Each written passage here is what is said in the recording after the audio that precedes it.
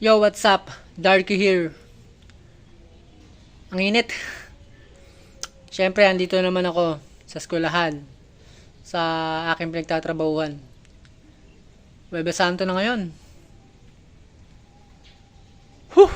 Init! Shoutout dyan sa mga subscribers and trusted viewers ko. Mainit na tanghali sa ating lahat.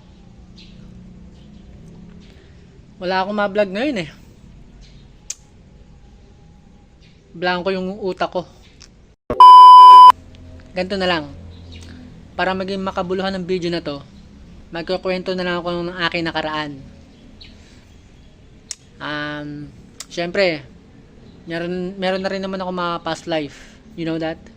Kasi I'm going 33 na. 33 years old itong August 29. Kwento ko lang, isa sa mga di ko makakalimutang karanasan, yung, ano ba,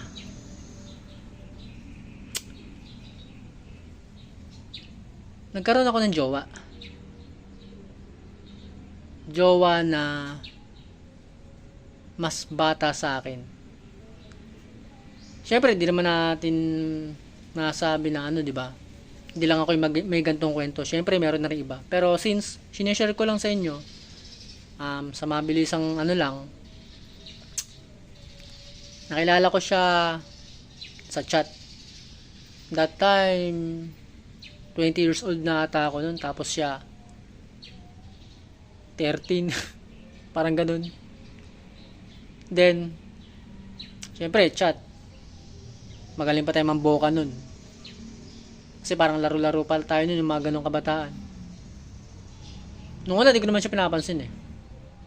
Hindi naglaon. Kamabutihan ko, no? Kamabutihan.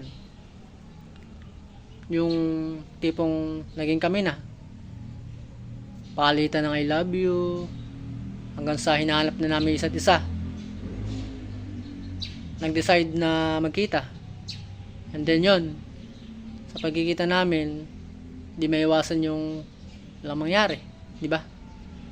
Ayun, sa puntong yun, hinanap-hanap ako nung babae. Yung relasyon namin parang umiral lang sa sex. Yun. Kasi maganda siya, oh. Kaya lang mahalata mo pa rin sa kanya yung ano, pagiging bata. Kasi nga, dalaga na yung katawan niya, oo. Pero yung isip ng pang bata, taglay pa rin niya. Ayun. Sa bawat buwan na lumilipas, kikita kami. Yung nangyayari. Pag naalala ko lang yun, nahingiti lang ako na minsan na rin palang may nangyari na ganun sa buhay ko. Kayo, comment nyo rin sa baba kung meron kayong mga ganyang karanasan. Comment nyo sa comment section. Alam lang, na-share ko lang kasi sa tuwing mag-isa ako, tumahangin ng malakas, hindi ko maiwasang magmuni-muni at gunitain yung mga nakalipas. Pero anyway, nangyari na sa huli, ito na may resulta. Hindi naman kami nagkatuluyan. Saka yung pinare-realize sa akin ng Diyos, parang sa atin ng Diyos, parang may mga bagay na darating sa buhay natin na magmimistulan lang alaala at isang aral sa isa't isa. Ganun yung na-realize ko sa realidad ng buhay. Yung tipong pwede mong i-grab yung isang pagkakataon, pero hindi mo malalaman yung kahihinatnan ng desisyon mo kung magpapadala ka sa isang tukso. That time ako na yung ano eh. Ako na yung humiwalay. Kasi nga parang hindi na rin ako masaya. Ganun at ganun na lang. So, yun. So, yun. Yun lang naman.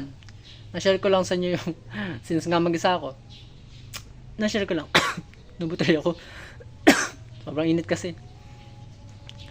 At, salamat sa mga manonood dyan, sa mga subscribers ko. Stay tuned lang kayo dun sa channel ko at magkakaroon din tayo ng maganda-gandang content. Salamat sa mga makakapanood nito. Okay? Darky here, peace out.